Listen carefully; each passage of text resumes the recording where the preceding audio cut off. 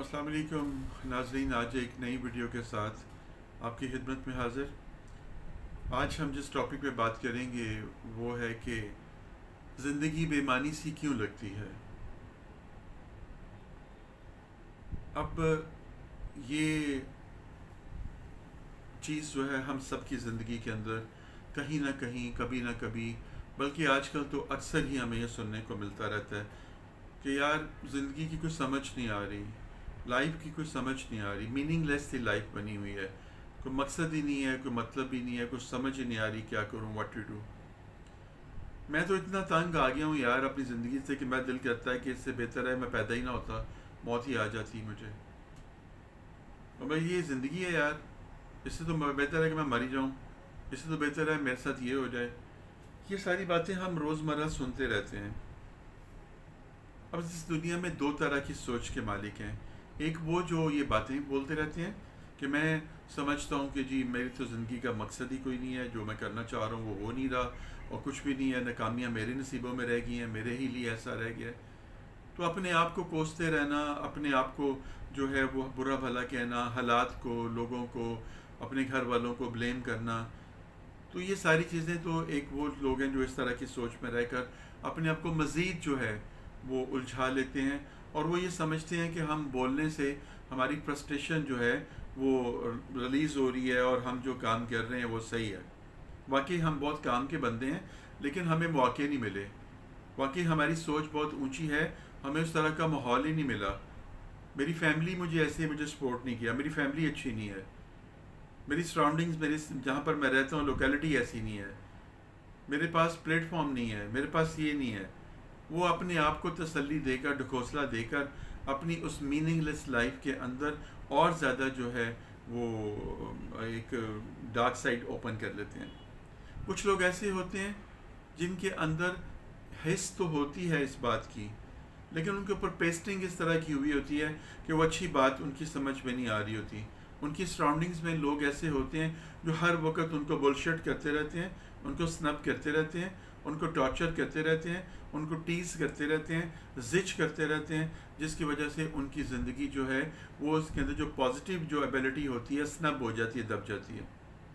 फिर किसी ख़ास एक वक्त के अंदर उसके अंदर जो है वो अप्रेजल आता है और वो उस ट्रांस में से बाहर निकल आते हैं। मैं आपसे ये कहना चाहता हूँ कि अल्लाह ताला ने जब भी इस इंसान के अंदर, जिस इंसान को भी बनाया है, इस दुनिया में भेजा है, तो मकसद के साथ भेजा है, बग़ैर मकसद के नहीं भेजा। अब उस मकसद की तलाश करना हमारा काम है। हम उसको तलाश कर लें तो हमें कामयाबी मिल जाती है। अगर हम उस मकसद को तलाश नहीं कर पाते तो हम सारी ज़िंदगी उलझन में गुजार देते हैं और मर जाते हैं। आप इस चीज़ को समझने के लिए एक बच्चे की लाइफ को देखें। बच्चा जब पैदा होता है ना तो फितरत में पैदा होता है, उसके अंदर किसी किस्म की कोई अमेलगामेशन, मिक्सिंग नहीं होती है, वो बिल्कुल क्लियर कट होता है। उसको सिर्फ अपनी ज़ात से गर्ज होती है, मुझे भूख लगी है, मुझे खाना है, मुझे ये लेना है, मुझे यहाँ पर जाना है, मुझे वो करना है, मुझे वो करना है। उसके अपने ही शौक़ होते हैं जो उसकी अपनी ज़ात से शुरू होकर अपनी ज़ात तक ख़त्म होते हैं। उसको बहन भाइयों का कोई एहसास नहीं होता, उसको अपने पेरेंट्स का कोई एहसास नहीं होता। उसके नज़दीक तलब किस चीज़ की होती है? अपनी ज़ात की। मुझे ये चाहिए, मैंने ये लेना है, मैंने ये करना है, मेरे साथ ये हुआ। लेकिन जैसे जैसे वो ग्रो अप करता है, बड़ा होता है, उसकी ज़िंदगी का चैप्टर ओपन होता है, तो बस फिर उसके बाद से उसकी वो जो पर्सनैलिटी है वो दब जाती है, और उसकी जो दुनियादारी की ज़िंदगी है वो अप्रेजल में आ जाती है। और वो क्या है? Struggle, struggle, struggle, struggle, struggle, मेहनत, कोशिश, कोशिश, कोशिश, हर वक्त की कोशिश, हर वक्त की जस्तजू, हर वक्त का उलझाव, हर वक्त की जहनी बंदर बांट जो है वो अपने अंदर लगा रहता है।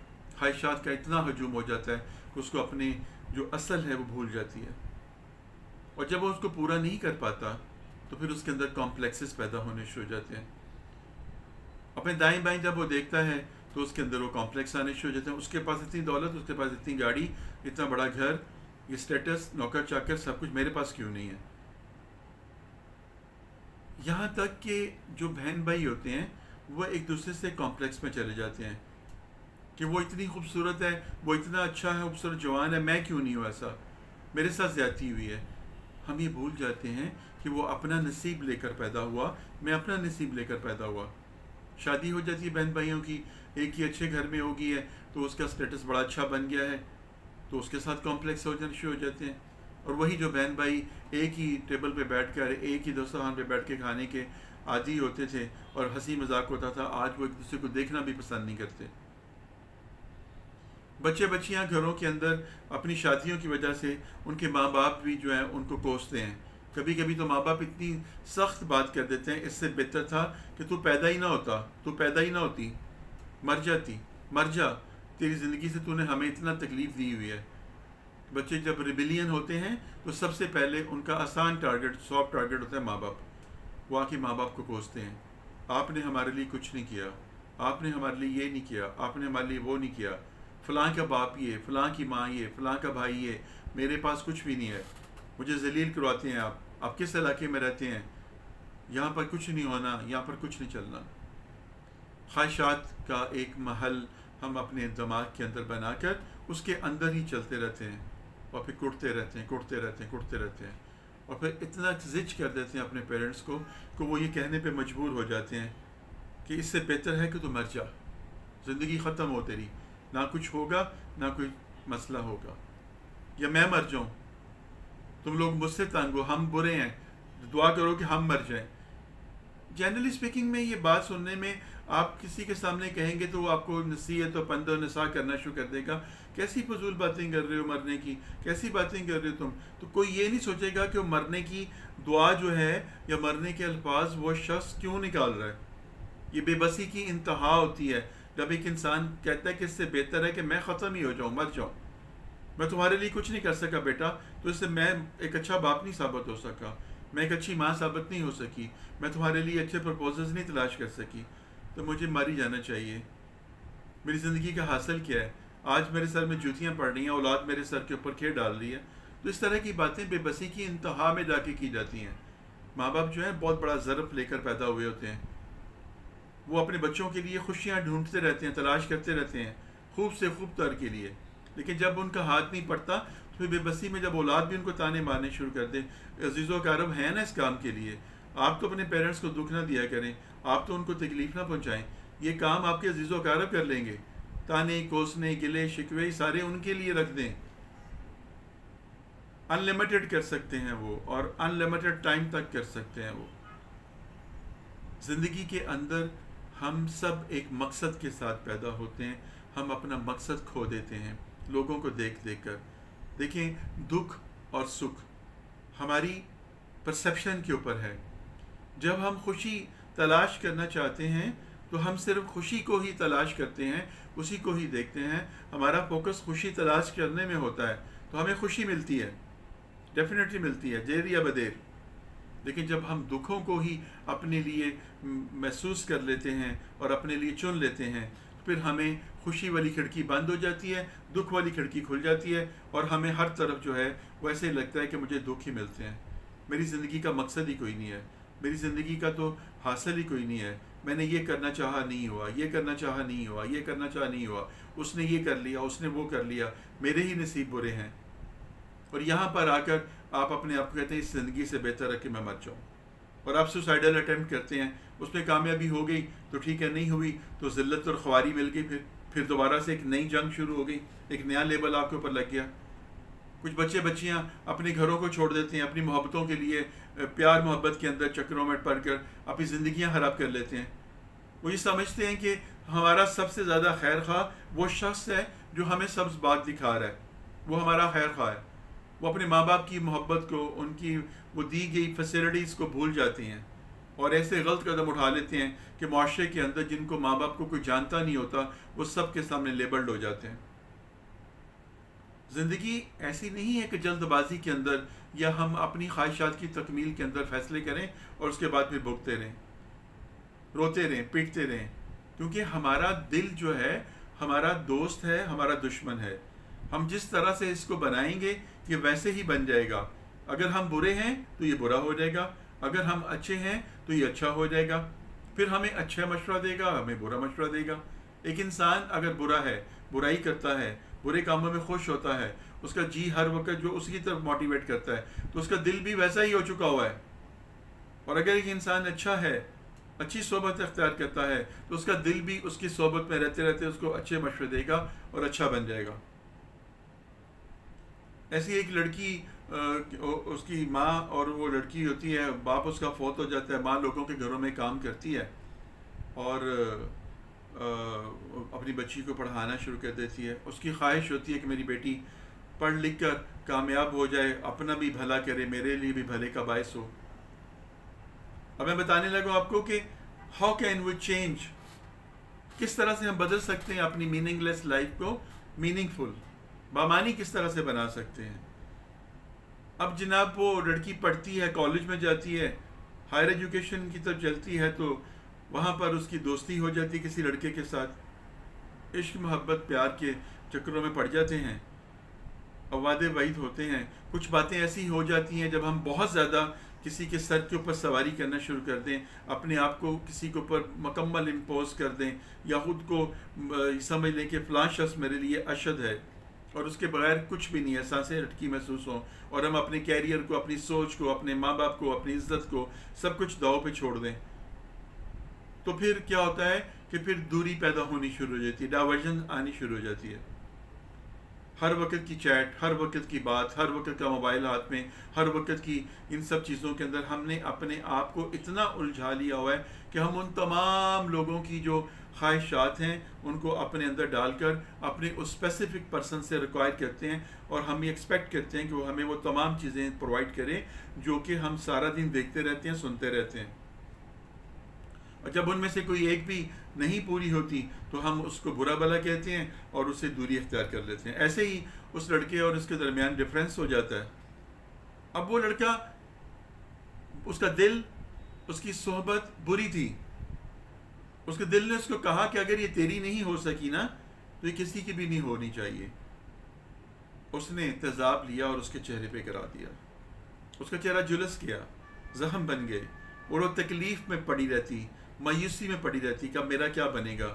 اس کی ماں بھی اس کو دیکھتی تو روتی، وہ خود بھی اپنے آپ کو دیکھتی تو روتی کٹتی اور کہتی کہ زندگی سے بہتر ہے کہ موت آ جائے، اس زندگی سے بہتر ہے کہ میں پیدا ہی نہ ہوتی. ماں بھی ایک دن تنگ آ کر جب زد چاہ کے دیکھا اس نے، اور دکھ میں اس نے کہا کہ رب اس کو اٹھا لے، اس کی شکل صورت اب اس قابل نہیں رہی کوئی اس کو دیکھے بھی، اور یہ ٹھیک بھی نہیں ہو رہی، دن بدن بگڑ رہی ہے اس کی حالت، تو اس سے بہتر ہے یہ مر ہی جائے، قصہ ختم ہو جائے. اس نے رو پٹ کے وہ اپنا دکھ کا اظہار کر کے ماں تو چلی گئی لوگوں کے گھروں میں کام کرنے کے لیے. پیچھے اس لڑکی نے جب یہ باتیں سوچیں تو اس کو لگا کہ واقعی میری زندگی تو میننگ لیس ہے. اب کون مجھے قبول کرے گا، کون مجھ سے شادی کرے گا، کون مجھے، اگر میرے تو میں بھی لوگوں کے گھروں میں کام بھی نہیں کر سکتی، مجھے کسی نے کام پہ بھی نہیں رکھنا. یہ سوچ آتے ہی اس کے اندر نے اس سے کہا کہ ختم کر لو اپنے آپ کو. اس نے دوپٹہ جو ہے اپنے گلے میں ڈالا اور اس کو پنکھے کے ساتھ باندھا اور اس کے ساتھ لٹکنے لگی. جیسے ہی وہ لٹکنے لگی، اس کے اندر کا جو دل جو کہ اچھا تھا، اس نے اس کے کہا کیا کر رہی ہو، کیا کر رہی ہو، ذرا ٹھہرو، سوچو. اور ایک دم سے اس کو ایک فلیش ہوا، اس کے اندر کچھ چیزیں پورٹریٹ کی گئیں کہ وہ مر چکی ہے، اور مرنے کے بعد اب سب لوگ بیٹھے چھوڑ چھاڑ کے اس کو دفنا کے چلے گئے ہیں. اس کی ماں رو رہی ہے اور وہ ہر وقت کی اب بیمار رہنا شروع ہو گئی ہے، ضعیف ہو گئی ہے، اور اس کو لوگ اپنے کام پہ بھی نہیں اپنی بلاتے، اس کے پاس کھانے کو بھی کچھ نہیں ہے، اور وہ ایک دم سے ساری کی ساری ہر وقت اپنی بیٹی کو یاد کر کے اور اس سارے سانے کو یاد کر کے رو رہی ہے.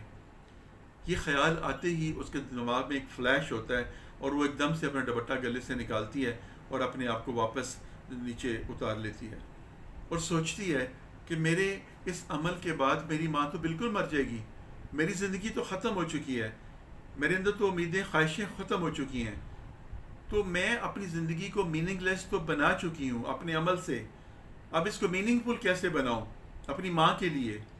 مجھے اب اس کے لیے زندہ رہنا ہے، مجھے اب اس کے لیے کچھ کرنا ہے، مجھے اس کے لیے پڑھنا ہے، اپنی تعلیم پوری کرنی ہے، جاب کرنی ہے.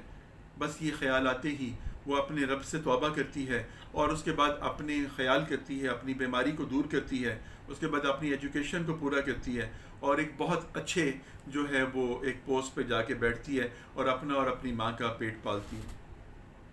مورال آف دی اسٹوری یہ ہے کہ جب ہمارے اندر ایک خیال آ گیا، سوچ آ گئی اپنے آپ کو بدلنے کی، تو اپنی میننگ لیس لائف کے اندر روشنی لے آئیں اور میننگ فل کر لیں اس کو. اللہ کے ذکر سے دلوں کو سکون ملتا ہے. نا امیدی جو ہے وہ ہمیں ہمیشہ گمراہی کی طرف لے کر جاتی ہے، اور امید جو ہے وہ ہمیں پکڑ کر اوپر لے کے چلتی ہے. میں نے پہلے بھی عرض کیا تھا کہ جب نا امیدی اندر پیدا ہوتی ہے تو پیچھے پیچھے امید آ رہی ہوتی ہے، لیکن ہم پیچھے مڑ کے دیکھتے نہیں ہیں. اگر آپ کے اختیار میں ہے، آپ ایک برائی کا گڑھا کھودیں یا ایک روشنی کا دیا جلائیں. یہ خیال آپ کے ہاتھ میں ہے، یہ سوچ آپ کے ہاتھ میں ہے. اپنی سوچ کو، اپنی سمجھ کو، اپنی فہم کو، اپنی فراست کو اتنا وسیع کر لیں کہ اپنے لیے اگر نہیں آپ جینا چاہتے، اپنے لیے آپ کی زندگی اگر میننگ لیس ہے، تو کسی دوسرے کے لیے جئیں. اپنے ماں باپ کے لیے جئیں، اپنے بہن بھائیوں کے لیے جئیں، معاشرے کے لیے جئیں، کچھ اچھے کام کرنے کے لیے جئیں. آپ کا مقصد آپ کے سامنے خود بخود آ جائے گا. ورنہ یہ زندگی دکھ سے شروع ہو کر دکھ پہ ختم ہو جائے گی، اور جب اس کے سامنے جائیں گے تو ہمارا دامن خالی ہوگا. پھر پچھتانے کے سوا کچھ بھی نہیں رہے گا. پھر ہوگا کہ اب پچھتائے کیا ہو جب چڑیاں چوکے کھیت. اگلی ویڈیو کے لیے اجازت دیجیے. فی امان اللہ.